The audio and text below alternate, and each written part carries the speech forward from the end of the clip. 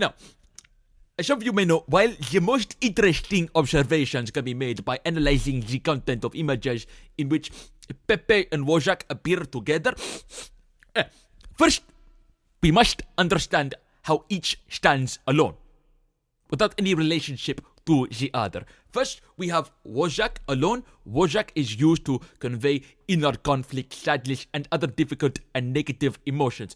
He is a symbol of camaraderie and understanding between individuals who feel they are in this position. Wojak, Wojak is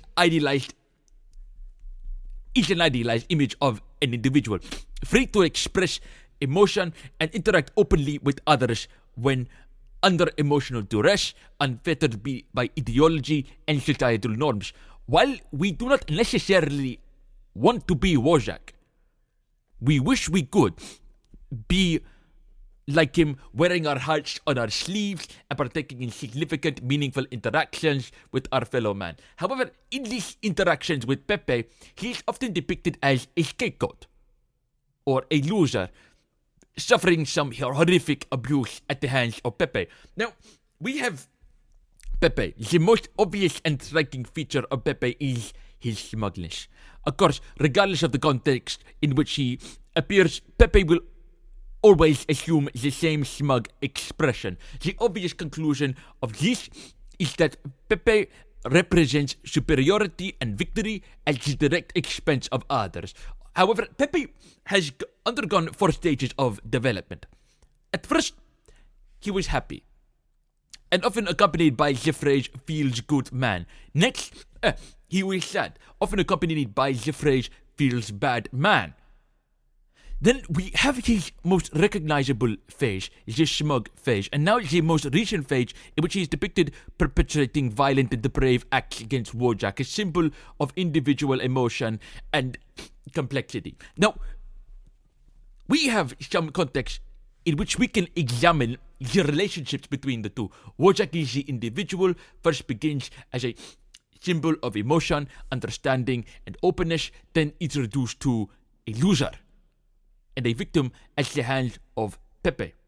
Pepe, first happy, then sad, then smug, and finally violent, depraved and victorious, represents an individual who has been taken over by ideology, or in the larger sense, even ideology itself. While Wojak can, in a larger sense,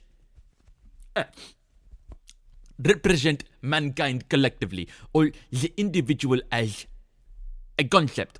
Happy Pepe, the individual taken over by ideology, is at first a child, or at least oblivious, and sees very few problems with the world, you know. While he may be a victim to be more benign forms of ideology does not shape his behavior or his being entirely. Sad Pepe is the individual experiencing problems with his life, or society as a whole, or who is manipulated into seeing these problems by an ideologue or his peers. At this point, as he seeks solutions, he is vulnerable to ideology. Now we see smug Pepe, the individual who has been consumed by ideology. At this point, victories for his ideology are his victories. Those who are its victims are no longer seen as victims but as enemies of the ideology, and are given no sympathy, only contempt and smugness. Finally, once ideology is victorious, the true significance of the relationship becomes clear.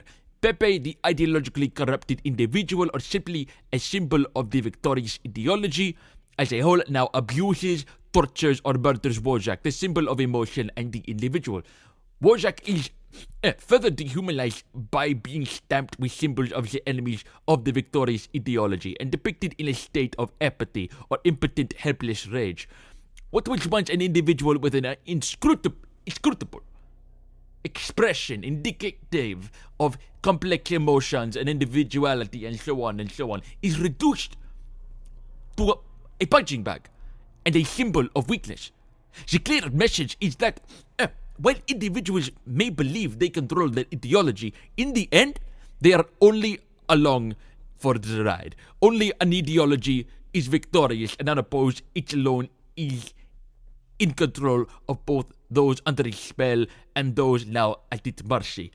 It does not see in Shades of Grey for ideology. There is only those who are further tools of its influence, and there are those who are enemies to the ideology.